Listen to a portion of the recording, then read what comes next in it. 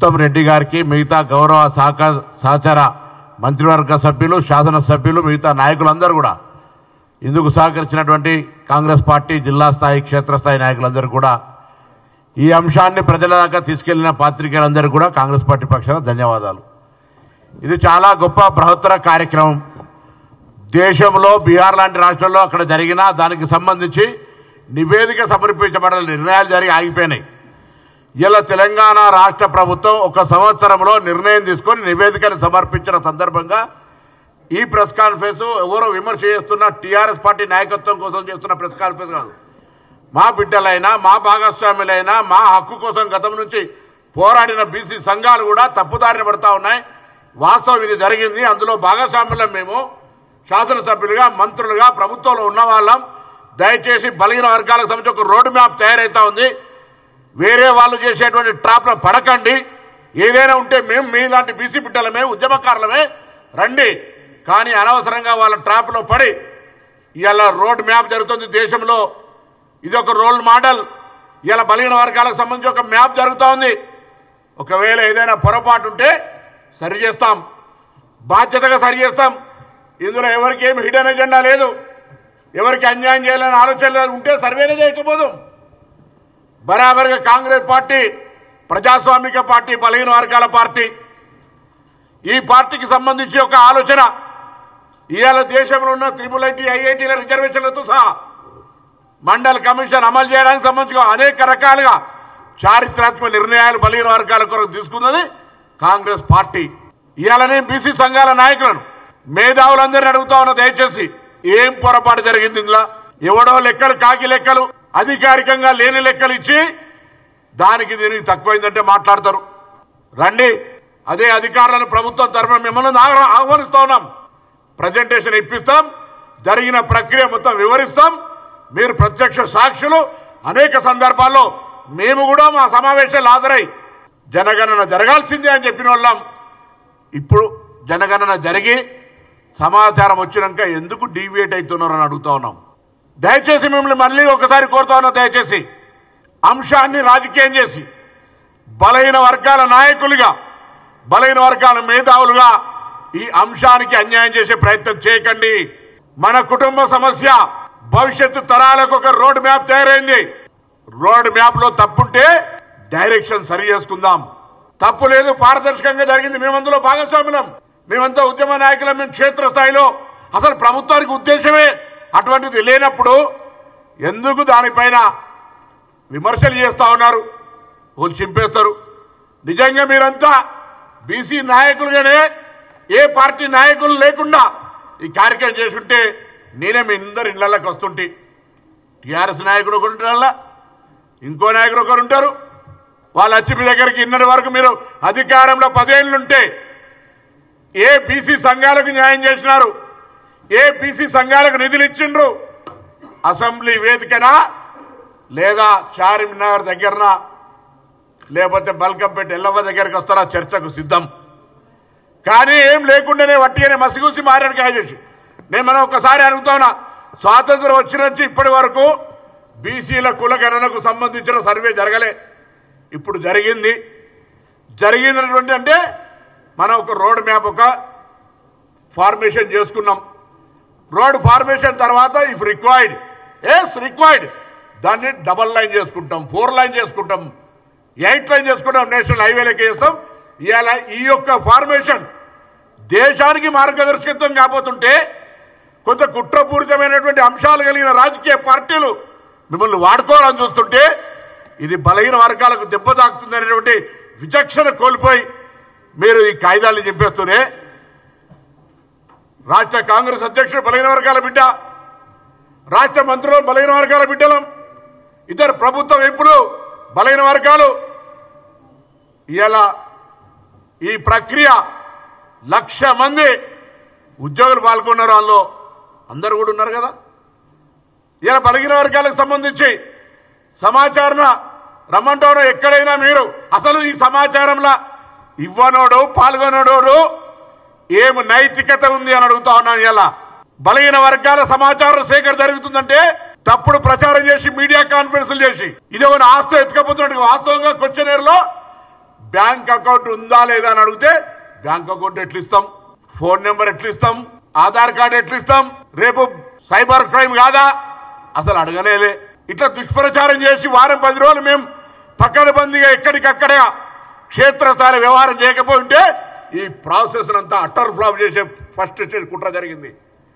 దాని తర్వాత ప్రక్రియ జరిగినాక ఎన్నడైనా ఈ పార్టీలు ఈ సంఘాలు నేను అనేక సందర్భాల్లో మేమందరం అయ్యా ఆనాడు అఖిల పక్షాలు పెట్టి అన్ని జాయింట్ యాక్షన్లు పెట్టి కులగణన ఎప్పుడు చేస్తారని ప్రభుత్వాన్ని నిలదీసి ధర్నాలు చేసిన వాళ్ళు కుల సంఘాలుగా బీసీ సంఘాలుగా బీసీ మేధావులుగా ఈ ప్రక్రియలో భాగస్వాములు కండి చైతన్యం చేయమని 100 సార్లు చెప్పినాం. ఆనాడు ఏదైనా జరుగుతుంది, ప్రక్రియ తప్పుపోతుంది, ఏదైనా చెప్పాల్సి ఉంటే కదా, ఏం మాట్లాడరు. అందుకే ఇలా మళ్ళొక్కసారి చెప్తా ఉన్నాం, మా ప్రెస్ కాన్ఫరెన్స్ మా యొక్క వివరణ గంగుల కమలాకర్కో ఇంకొకరికో కాదు. నిన్న టీఆర్ఎస్ పార్టీలా మాజీ మంత్రిగా గంగుల కమలాకర్కు ఛాన్స్ ఇస్తుంటే హైజాక్ చేసి కేటీఆర్ మాట్లాడితే నీ పార్టీలని హక్కు కాపాడుకోలేవు, నీ పార్టీలో ఉన్న బీసీ నాయకుడు ఈటల రాజేందర్ ఎందుకు బయటకు పంపారు, నీ పార్టీలోని ఇలా 3 అధ్యక్షులు, పార్టీ అధ్యక్షుడు, కార్యనిర్వాహక అధ్యక్షుడు, శాసనసభ పక్ష నాయకుడు ఎవరికైనా బీసీలు ఉన్నారా? ఇలా మా ముఖ్యమంత్రి వేరే అయితే మా పిసిసి అధ్యక్షుడు వేరు. ఇది ప్రజాస్వామ్యం, Congress party balance, social balance. ధైర్యం ఉందా అని అడుగుతున్నారు 10 ఏళ్లలో. అరే మీరు ఎస్కే సర్వే వేరీ శాంటిటీ ఎక్కడ ప్రవేశపెట్టిరు, అసెంబ్లీలా క్యాబినెట్లనా పబ్లిక్ డొమైన్ ఎక్కడ పెట్టిరు, దాన్ని దేని కొరకు వాడిరు? ఈ సదరు మంత్రి పనిచేసినటువంటి వ్యవస్థలు ఉన్న వాళ్ళు ఆయన అడుగు ప్లానింగ్ డిపార్ట్మెంట్ తోటి నాకైతే 10 ఏళ్ళు మంత్రి చేసినవాడు 5 ఏళ్ళు చేసిన అటువంటి వాళ్ళు ప్లానింగ్ డిపార్ట్మెంట్ తోటి చేసినామని అడిగితే ఏం చేయమంటా? బీసీ కమిషన్ తోట బీసీ కమిషన్ విజ్ఞప్తి మేరకు అయితే BC minister highest level meeting అయి బీసీ కమిషన్ దగ్గర ఇన్ఫ్రాస్ట్రక్చర్ ఉండదు. చీఫ్ సెక్రటరీ నుంచి క్షేత్రస్థాయి గ్రామ కార్యదర్శి దాకా ఇన్వాల్వ్ అయితే తప్ప సరైన సమాచారం రాదని చీఫ్ సెక్రటరీ ద్వారా ప్రభుత్వాన్ని ప్లానింగ్ డిపార్ట్మెంట్ అనే ఏజెన్సీని జీవో నెంబర్ 18 10వ తారీఖు 10వ నెలలో ఇచ్చి మేము పెట్టుకుంటే 1,00,000 మందిని వాడుకొని 160 కోట్లు ఖర్చు పెట్టి ప్రతి ఎమ్యూనరేటర్కు పారితోషికం ఇచ్చి ప్రభుత్వ ఉద్యోగిని పెట్టి ప్రతి 10 మంది ఎమ్యూనరేటర్స్కి ఒక పరిశీలకుని అంత డిసెంట్రలైజ్ చేసి ప్రోగ్రామ్ సమాచారం సేకరణ చేస్తే ఇలా దాన్ని అవహేళన చేస్తారా? ఇది మంచిది కాదు. రాజకీయ పార్టీలో ఒకవేళ రాజకీయ పబ్బం గడుపుకోవడం చేస్తే భవిష్యత్తులో బీసీల గురించి మాట్లాడే హక్కు లేదు. కానీ నేను నా అన్నదమ్ములైన నా అక్క చెల్లెలైన తెలంగాణ బీసీ నాయకులకు, తెలంగాణ బీసీ మేధావులకు పార్టీ పక్షాన ప్రభుత్వం పక్షాన మీరు ఏ డౌట్ ఉంటే ఆ డౌట్ మమ్మల్ని అడగాలి. బిఫోర్ గోయింగ్ ఎడ్యుకేషన్ సామధాన భేద దండ ఉంటే దేనికైనా కనీసం ఈ బిడ్డలు ఇక్కడ ఉన్నారు, ఏమైనా తప్పు జరిగిందా అని సంప్రదించకుండా రోడ్డు ఎక్కి కాయిదాలు చెప్తారా? ఇది ఎక్కడ న్యాయం? ఆహ్వానిస్తాం పార్టీ పక్షాన ప్రభుత్వం పక్షాన మీకేమైనా అనుమానం ఉంటే ఈ ప్రక్రియ రాజకీయ పార్టీని విమర్శించేది కాదని ఇంకేదైనా ఉంటే మేము దాన్ని స్వీకరించడానికి సిద్ధంగా ఉన్న బాధ్యత వహిస్తాం, తలకాయ వస్తాం. మేము ముందట వట్టిగానే బట్టగాల్చి బీసీల సమాజం చాలా ఆవేదనతో మాట్లాడుతున్నాం. ఇది 1986 నిన్న కూడా చెప్పిన సభలో మురళీధర్రావు కమిషన్ వచ్చినాడు నవ సంఘర్షణ సమితి సమసంగ్రామ పరిషత్తులో ఉద్యమించిన బిడ్డలం. ఇలా బీసీల హక్కుల కోసం కొట్లాడుతూ ఉన్నాం. అటువంటి బీసీల హక్కుకు సంబంధించి శాసనసభ తీర్మానాన్ని ప్రవేశపెట్టి ఇలా శాసనసభలో నిర్ణయం నుంచి నివేదిక దాకా వచ్చే మధ్యలో మాట్లాడని వాళ్ళు అనేక సందర్భాలు విజ్ఞప్తి చేసినాం. మీరు కూడా మమ్మల్ని అనేక సందర్భాల్లో కలుసుకున్నాం. వాళ్ళందరూ రాజకీయ పార్టీలు మిమ్మల్ని రెచ్చగొట్టచ్చు, లేకపోతే మీకు తప్పుడు సమాచారం ఇస్తుండొచ్చు. 2011 జనాభా లెక్కల తర్వాత ఏ లెక్క లేదు. 2011 జనాభా లెక్కల్లో బీసీలకు సంబంధించిన లెక్క లేదు. ఇవాళ ఆనాడు ఎస్కేఎస్లో చూపెడుతున్న సర్వే పర్సెంటేజ్ చూపెడితే 114% అవుతుంది. 100కు 114 ఎట్లా వస్తారు? కాబట్టి దయచేసి వాస్తవాలను గమనించి నా ఉద్యమకారులు మేధావులు బీసీల కొరకు హక్కుల కోసం పోరాడే వాళ్ళందరం వెళ్తాం. భవిష్యత్తులో బీసీలకు ఈ యొక్క సర్వే ప్రకారం ఇలా 56% ఉంది. ఇంకా మీరు ఎక్కువ ఉన్నది అంటున్నారు. ఇట్లా ముందు 56% మందు అసలు లేవంటే అక్కడ దాకా అరే ముందు ప్రారంభం చేద్దాందా? ఈ ప్రక్రియ ఈ యొక్క సర్వే ప్రకారంగా వచ్చినటువంటి సమాచారం కొరకు ఒక పబ్లిక్ డొమైన్ ద్వారా పబ్లిక్ ఒపీనియన్ క్రియేట్ చేసుకొని వాళ్ళకి ఏమేమి స్కీమ్స్ పెట్టాలో గవర్నమెంట్కి ఒక దిశ ఇవ్వండి, ఒక మార్గదర్శకత్వం ఇవ్వండి, రిజర్వేషన్లు అడగండి. బరాబర్ కామారెడ్డి డిక్లరేషన్ దాని ప్రకారంగా మేము ప్రభుత్వం ప్రకారంగానే చట్టబద్ధంగానే ఇవ్వాలని ఆలోచన మాకు ఎక్కడ కూడా తప్పించుకొని పోయే ఆలోచన లేదు. మాకు ఇంకా ఈజీ డెఫినెట్లీ ఆయా రాజకీయ పార్టీల అభిప్రాయం కూడా రండి, తీర్మానం చేస్తాం, చట్టం చేస్తాం, ఢిల్లీకి పోదాం.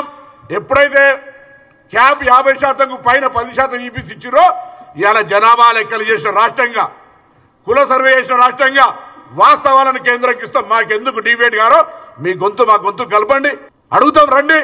బైకట్ చేసిపోతారట, సర్వేలో పార్టిసిపేట్ చేయను నీకు బైకట్ చేసే ముఖం ఎక్కడదని అడుగుతా ఉన్నా. బీసీల గురించి మాట్లాడే హక్కు ఎక్కడదని అడుగుతా ఉన్నాం.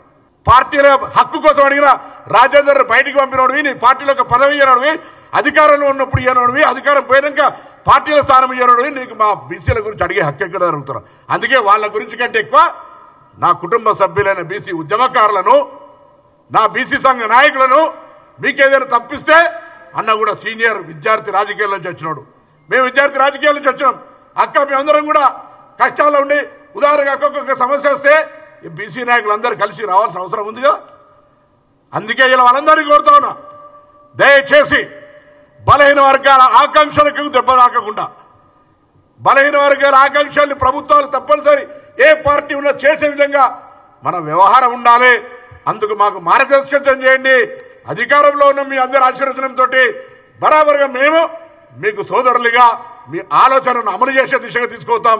ప్రతి ప్రక్రియలో సామధాన భేద దండ అన్నట్టుగా ఇక్కడ ఏదైనా తేడా ఉంటే మా దృష్టికి తేండి. సరిపోకపోతే మీరు అప్పుడు ఉద్యమించండి. ఉద్యమం ప్రజాస్వామిక హక్కు. కానీ ఏం లేకుండా నటిగా కాయిదాలు చింపేస్తే ఇది ట్రాప్లో పడ్డట్టు ఫీల్ అవుతా ఉన్నాం. మరొక్కసారి విజ్ఞప్తి చేస్తా ఉన్నా, అన్నలారా దయచేసి బలహీన వర్గాల ఆకాంక్షకు దెబ్బ తాకకుండా వ్యవహారం చేయమని హృదయపూర్వకంగా కోరుతా ఉన్నా.